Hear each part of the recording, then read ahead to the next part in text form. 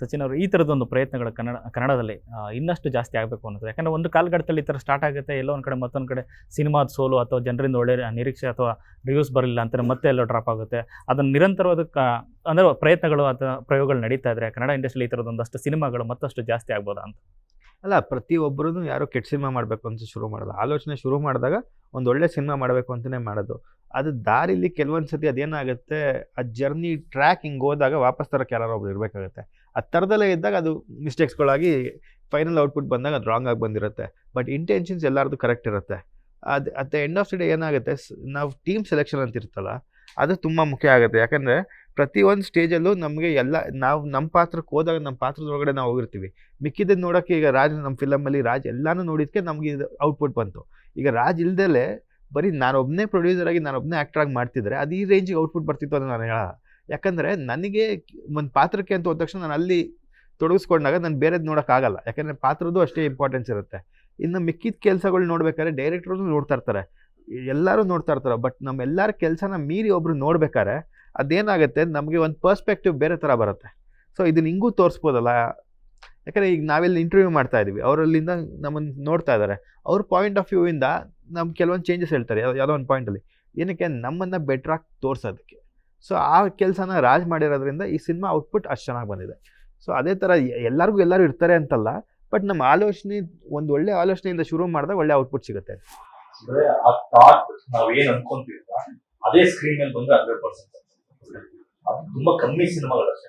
ಈ ರಿಲೀಸ್ ಆಗೋ ಒಂದು 200-300 ಸಿನಿಮಾಗಳು ನೋಡಿದ್ರೆ ಏನಕ್ಕೆ ಒಂದು 5-10 ಸಿನಿಮಾಗಳು ಗೆಲ್ಲತ್ತೆ ಇರುತ್ತೆ ಇದೇ ರೀತಿ. ಮತ್ತೆ ನಾವು ತುಂಬಾ ರಿಯಾಲಿಟಿ ಇರ್ತೀವಿ. ಇಲ್ಲಿ ಯಾರೋ ಬಂದು ನಮ್ಮನ್ನ ಪ್ರೆಷರ್ ಮಾಡ್ತಾರೆ ಅಂದ್ರೆ ಅದನ್ನ ತಗೊಳಲ್ಲ.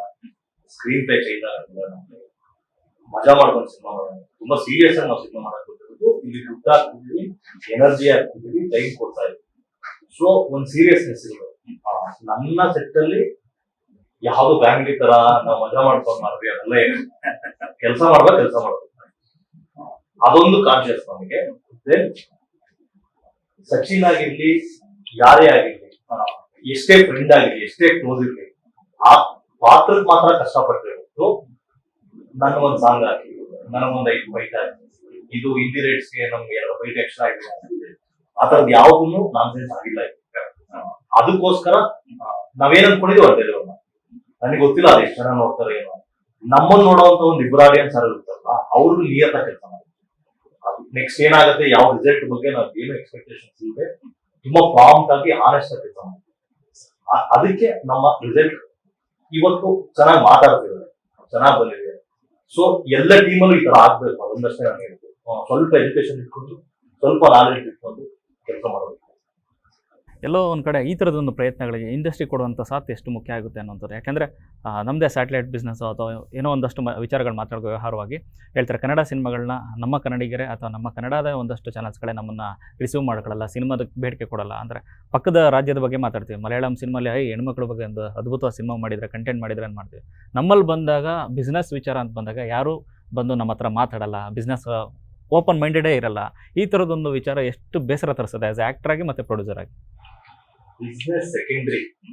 ನಮ್ಮ ಸಿನಿಮಾ ಟೀಸರ್ ಚೆನ್ನಾಗಿದೆ ಅಂತ ಒಂದು ಇನ್ಸ್ಟಾಗ್ರಾಮ್ ಪೋಸ್ಟ್ ಹಾಕಲ್ಲ, ನೀವು ಬಿಸ್ನೆಸ್ ಹೇಗೆ ಎಕ್ಸ್ಪೆಕ್ಟ್ ಮಾಡ್ತೀವಿ ಬೇರೆಯವ್ರ ಹತ್ರ. ಸೊ ಎಲ್ಲದಕ್ಕೂ ಜನರ ವಿಜಿಲು, ಚಪ್ಪಾಳೆ, ಜನ ಬಂದು ನೋಡೋದು, ಇದಿಷ್ಟೇ ರೀಸನ್. ಅವ್ರುಗಳು ಸಿನಿಮಾ ನೋಡಿ ಬಾಯಿಂದ ಈ ಸಿನಿಮಾ ಚೆನ್ನಾಗಿತ್ತು ಅಂತೆ, ನೋಡ್ಬೋದಂತೆ, ಮಜಾ ಇದೆ, ಈ 4 ವರ್ಡ್ ಬರೋದಲ್ಲ, ಇದರಿಂದಲೇ ನಿಮ್ಗೆ ಬಿಸ್ನೆಸ್ ಆಗೋದು ಎಲ್ಲಾದ್ರೂ. ಇವಾಗ ನೀವೇ ಹೇಳಿದಾಗೆ ಎಲ್ಲೂ ಯಾರಿಗೂ ಬಿಸ್ನೆಸ್ ಆಗ್ತಿಲ್ಲ, ಬಟ್ ಸಿನಿಮಾ ಮಾಡೋದು ಯಾರಿಗೂ ಗೊತ್ತಿಲ್ಲ. ಕೋಟ್ಯಾಂತರ ರೂಪಾಯಿ ಇನ್ವೆಸ್ಟ್ ಆಗ್ತಿರುವಂತ ಇಂಡಸ್ಟ್ರಿ ಸಿನಿಮಾ ಇಂಡಸ್ಟ್ರಿ. ಅಂದ್ರೆ ಇದು ಕೂಡ ಒಂದು ಕೋಟ್ಯಾಂತರ ರೂಪಾಯಿ ದುಡ್ಡು ಖರ್ಚಾಗುವಂತ ಉದ್ಯಮ ಇದೆ. ಬಟ್ ಇದನ್ನ ಎಂಟರ್ಟೈನ್ಮೆಂಟ್ ಆಗಿ ತಗೊಂಡು ತುಂಬಾ ಸೀರಿಯಸ್ ಆಗಿ ಯಾರು ತಗೊಂಡಿಲ್ಲ. ಯಾರೋ ಬರ್ತಾರೆ 3 ಕೋಟಿ ದುಡ್ಡು ಹಾಕ್ತಾರೆ ನನ್ನ ಆಸೆ, ಯಾರೋ ಬರ್ತಾರೆ ನಾನು ರಿಯಲ್ ಎಸ್ಟೇಟ್ ದುಡ್ಡು ಹಾಕ್ತೇನೆ ನನ್ನ ಆಸೆ. ಓಕೆ, ಕೋಟಿ ದುಡ್ಡು ಎಲ್ಲೋ ಟ್ಯಾಕ್ಸ್ ಕಟ್ತಾ ಇದೀವಿ, ಎಲ್ಲ ಮಾಡ್ತಿದೀವಿ, ಎಲ್ಲರಿಗೂ ಪೇಮೆಂಟ್ ಮಾಡ್ತೀವಿ, GST, TDS ಎಲ್ಲರೂ ಮಾಡ್ತೀವಿ, ಎಲ್ಲರೂ ಸರ್ಕಾರಕ್ಕೆ ಕೊಡ್ತಿದೀವಿ, ಉದ್ಯಮದಿಂದನೇ ನಾವು ಕೊಡ್ತಾ ಇದ್ದೀವಿ. ಸೊ ಅವ್ರ ಕಡೆಯಿಂದನೂ ನಮ್ಗೆ ಏನಾದ್ರು ಬೇಕು. ಗೌರ್ಮೆಂಟ್ OTTs ಇಲ್ಲ ನಮ್ಮ ಹತ್ರ, ಯಾವ ಸ್ಯಾಟಲೈಟ್ ಹೋದ್ರು ಆಗದೇ ಇಲ್ಲ. ಇನ್ನು ಅಮೆಝಾನ್ ಅವ್ರು ಪೇಪರ್ ವ್ಯೂ ಬಂದ್ರು ಅದನ್ನು ಬಿಟ್ಕೊಟ್ಟು, ನೆಟ್ಫ್ಲಿಕ್ಸ್ ಹೆಚ್ಚೆ ಮಾಡಂಗಿಲ್ಲ. ರೆವಿನ್ಯೂ ಎಲ್ಲಿಂದ ಇರ್ತದೆ? ಆಡಿಯನ್ಸ್ ನೋಡಿ ಎಂಜಾಯ್ ಮಾಡಿ. ನಾನು ಅದನ್ನೇ ನಾನು ಆಗ್ಲೇ ಹೇಳಿದ್ದು, ಇಬ್ಬರು ಸಿನಿಮಾ ನೋಡ್ತಾರ ಅವರು ತುಂಬಾ ನಿಯತ. ಸೊ ಆ ಇಬ್ರು ಒಂದ್ ದೊಡ್ಡ ಸಮೂಹ ಕೇಳ್ಕೊಂಡ್ ಬರ್ತಾರೆ.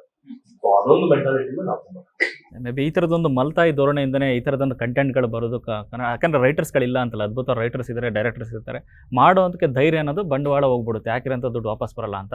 ಬಟ್ ಇನ್ನೊಂದು ಆರೋಪ ಇರುವಂಥದ್ದು ಅಂದರೆ ಕನ್ನಡದಲ್ಲಿ ಒಂದಷ್ಟು ಸಿನಿಮಾಗಳು ತಗೊಳ್ಳುವಂಥ ಒಂದಷ್ಟು ಚಾನಲ್ಸ್ಗಳು ಪರಭಾಷೆಯಿಂದ ಬರುವಂಥ ಒಂದಷ್ಟು ಡಬ್ಬಿಂಗ್ ಸಿನಿಮಾಗಳನ್ನು ತಗೊಳುತ್ತೆ, ಯಾಕಂದರೆ ರೇಟ್ ಕಮ್ಮಿ ಸಿಗುತ್ತೆ, ಸ್ಟಾರ್ ಸಿನಿಮಾನೇ ಸಿಗುತ್ತೆ ಅನ್ನೋ ಕಾರಣಕ್ಕೆ ಅದನ್ನೇ ಎತ್ಕೊಳ್ಳೋದು. ಬಟ್ ಅದೊಂದು ಮಾನದಂಡ ಆಗಬೇಕು. ಒಂದು ವರ್ಷಕ್ಕೆ ಒಂದು 10 ಸಿನಿಮಾ ತಗೋತೀನಿ ಅಂತಂದರೆ 7 ಸಿನಿಮಾ ಕನ್ನಡದೇ ಆಗಿರಬೇಕು. ಈ ಥರದೊಂದು ಹೋರಾಟ ಯಾಕೆ ಮಾಡ್ತಾ ಇಲ್ಲ? ಯಾಕಂದರೆ ಪ್ರತಿ ವರ್ಷ ಬಂದಾಗಲೂ ಅದೇ ಆರೋಪ ಕೇಳಿ ಬರ್ತದೆ, ಬಟ್ ಯಾರೂ ಕೂಡ ನಿಂತು ಮಾತಾಡ್ತಾ ಇಲ್ಲ ಅನ್ನುವಂಥದ್ದು.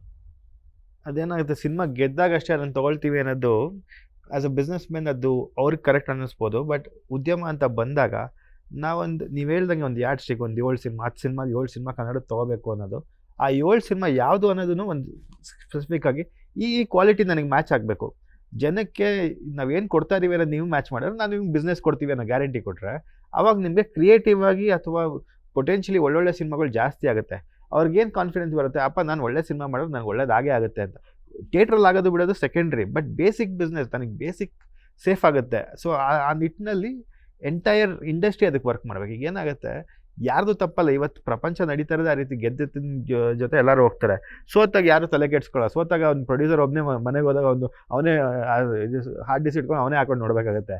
ಸೊ ಆ ಸಿಚುವೇಶನ್ ಇವತ್ತು ಯಾರಿಗೂ ಅದು ಬೇಕಾಗಿಲ್ಲ. ಬಟ್ ರಿಯಾಲಿಟಿ ಏನಂದರೆ, ಗೆದ್ದಾಗ ಪ್ರತಿಯೊಬ್ಬರು ಸಪೋರ್ಟ್ ಮಾಡ್ತಾರೆ, ಸೋತಾಗ ನಿನ್ಗೆ ಯಾಕೆ ಬೇಕಿತ್ತು ಅನ್ನೋದು ಸಹಜವಾಗಿ ಎಲ್ಲರೂ ಅಂತಾರೆ. ಬಟ್ ಆ ಥ್ರಿಲ್ ಲೈಫಲ್ಲಿ ಎಲ್ಲಿ ಅಂದರೆ, ಆ ರಿಸ್ಕ್ ತೊಗೊತೀವಲ್ಲ, ಈಗ ಮಾತಾಡ್ಕೊಂಡು ನಾವು ಮನೆಯಲ್ಲೇ ಕೂರೋದ್ರ ಬದಲು ಆ ರಿಸ್ಕ್ ತೊಗೊಂಡು ನಾವು ಇಲ್ಲಿ ಕೂರೋದು ಬೆಟ್ರು ಅನ್ನೋದು ನಮಗೆ. ಬಟ್ ಅದಕ್ಕೆಲ್ಲ ಬ್ಯಾಕ್ ಬೋನ್ ನನಗೆ, ಎಸ್ಪೆಷಲಿ ನಾನು ಈ ರಿಸ್ಕ್ ತೊಗೊಳಕ್ಕೆ ನಮ್ಮ ತಂದೆ. ಏನಕ್ಕೆ ಅಂದರೆ, ನಾನು ಇಲ್ಲಿವರೆಗೂ ಅವ್ರ ಬಗ್ಗೆ ಎಲ್ಲೂ ಮಾತಾಡಿರಲಿಲ್ಲ, ಮಾತಾಡಬಾರ್ದು ಅಂತಲ್ಲ, ಬಟ್ ಏನಾಗುತ್ತೆ, ಸಿನಿಮಾನ ನಮ್ಮ ಪರ್ಸ್ನಲ್ ಲೈಫ್ನ ನಾನು ಮಿಕ್ಸ್ ಮಾಡಬಾರ್ದು ಅನ್ನೋ ರೀಸನ್ಗೆ. ಈಗ ನನಗೆ ಏನಾಗುತ್ತೆ, ಆ್ಯಸ್ ಅ ಪ್ರೊಡ್ಯೂಸರ್, ನಾವು ಈ ಸಿನಿಮಾ ಮಾಡ್ತೀವಿ, ಒಂದು ಅಮೌಂಟ್ ಅಂತ ನಾವು ಹಾಕಿರ್ತೀವಿ, ಎಲ್ಲ ಮಾಡಿರ್ತೀವಿ. ನಾಳೆ ದಿನ ನನಗಿದ್ದು ಅಂದ್ಕೊಂಡಂಗೆ ಆಗಿಲ್ಲ ಅಂದರೆ ನನಗೆ ಸಪೋರ್ಟ್ ಮಾಡೋಕ್ಕೆ ನನ್ನ ತಂದೆ ಇದ್ದಾರೆ, ನಾನು ಬೇರೆ ರೀತಿ ನನಗೆ ಜೀವನ ಕಟ್ಕೊಡೋಕೆ ಅವ್ರು ಇದ್ದಾರೆ. ಬಟ್ ಆ ರೆಸ್ಪಾನ್ಸಿಬಿಲಿಟಿ ಬಿಟ್ಟು ನಾನು ಕೆಲಸ ಮಾಡಿಲ್ಲ, ಆ ರೆಸ್ಪಾನ್ಸಿಬಿಲಿಟಿ ಇಟ್ಕೊಂಡೇ ಮಾಡಿದ್ದೀನಿ. ಯಾವಾಗ ಈಗ ನಮ್ಗೊಂದು ಬಿಸ್ನೆಸ್ ಅಂತ ಬೇಸಿಕ್ ಬಿಸ್ನೆಸ್ ಆಗುತ್ತೆ ಅಂದರೆ, ಇದೇ ಸಿನಿಮಾನ ನಾವು ಇನ್ನೂ ಬೆಟ್ರ್ ಮಾಡೋಕ್ಕೆ ನೋಡ್ತಿರ್ತೀವಿ. ಇಲ್ಲಿ ನಾವು ಏನು ಯೋಚನೆ ಮಾಡ್ತೀವಿ, ಅಪ್ಪ ಫಸ್ಟ್ ಆಫ್ ಆಲ್ ₹1 ಗ್ಯಾರಂಟಿ ಇಲ್ಲ, ನಾನು ಆಗ್ತಾ ಇರೋದೇ ರಿಸ್ಕು, ಅದರಲ್ಲಿ ಎಷ್ಟು ಸೇಫ್ ಮಾಡ್ಬೋದು, ನಾವು ಹೆಂಗೆ ಕೆಲಸ ಮಾಡಿದ್ರೆ ಬೆಸ್ಟ್ ಔಟ್ಪುಟ್ಟಲ್ಲಿ ವಿತ್ ಮಿನಿಮಲಿಸ್ಟಿಕ್ ಖರ್ಚಲ್ಲಿ ಹೆಂಗೆ ಮಾಡ್ಬೋದು ಅಂತ ಯೋಚನೆ ಮಾಡ್ತೀವಿ. ಅದೇ ನಮಗೆ ಒಂದು ಬೇಸಿಕ್ ಇಷ್ಟು ಒಂದು ಅದರಲ್ಲಿ ಒಂದು 30% 40% ಸೇಫ್ ಆಗಿದೆ ಅಂದರೆ ನಾವು ರಿಸ್ಕ್ ತೊಗೊಳ್ಳೋ ಎಬಿಲಿಟಿ ಇನ್ನೂ ಜಾಸ್ತಿ ಆಗುತ್ತೆ.